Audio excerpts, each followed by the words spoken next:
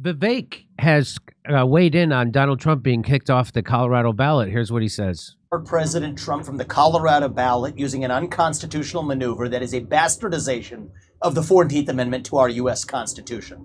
This was a provision, Section 3, that was designed to bar Confederate members, people who switched to the Confederacy, from actually being able to serve.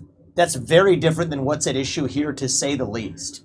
This is a hollowed out husk of what the country was built on. The basic principle that we, the people, select our leadership, not the unelected elite class in the back of palace halls. That's old world Europe, not the United States.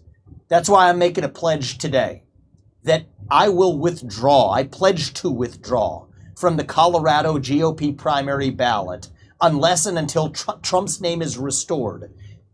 And I demand that Ron DeSantis and Chris Christie and Nikki Haley do the same thing, or else these Republicans are simply complicit in this unconstitutional attack on the way we conduct our constitutional republic. I refuse to be complicit in that. I think what they're doing is wrong, and I think it's up to Republicans to step up and stand up with a spine for our country's future. That's really what's at stake, whether we, the people, actually have a say in deciding who leads this country. Yes, it would be easier for other Republicans like me who are running in this race to say, hey, if Trump is sidelined, there's our opportunity. No doubt other candidates are probably privately celebrating with their corporate sponsors. That's not the right thing to do. I think the most useful thing that every GOP candidate can do right now is to join me in that pledge. I'll say that I will withdraw from that Colorado GOP primary ballot until Trump's name is restored. This belongs to the people, not to the unelected Democratic cabal of judges in Colorado or any other state.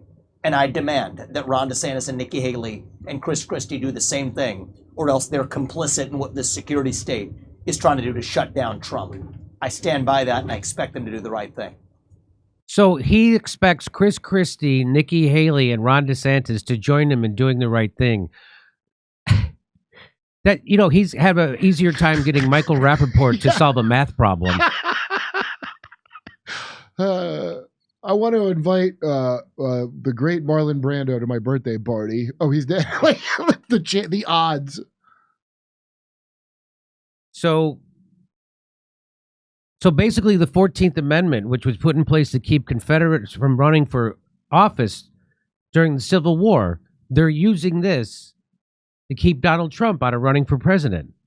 Yeah, right. By the way, plenty of Confederates were elected to office after that, after the Civil War. That's why they had so many problems, you know? So it didn't even work for that.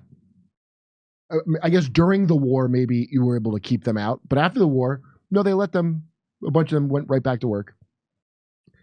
So I say good for Vivek. And this is the strongest move he's made to become vice president yet. Because that's what his campaign is about. It better not be Nikki Haley. If Trump picks Nikki Haley as a vice president, then you know Trump is not going to do anything. Well, that's the thing. So don't you think that all this about Donald Trump, just because he wouldn't do war the way they wanted, I mean, they could have gotten him to go along.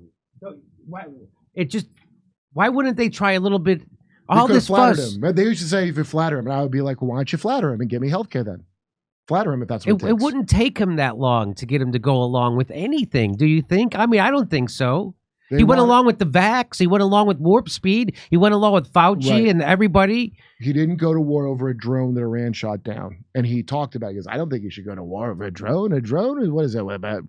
I don't think human life is worth that. And then no, you got to do all of it. You got to show you're a lapdog and do all of it. Come on, Colorado Democrats. It's got to be easier to look unbelievably guiltier than this, right? I mean, could they look any worse than this? Well, but in their world, I think that makes them look great. Yeah, in their world it does. So, but I don't know I'm still confused because I don't know. But they don't care. Them. Yeah. Besides that, like, what does it get you? What does it get them? It gets them donations, I guess. I don't know what it gets them.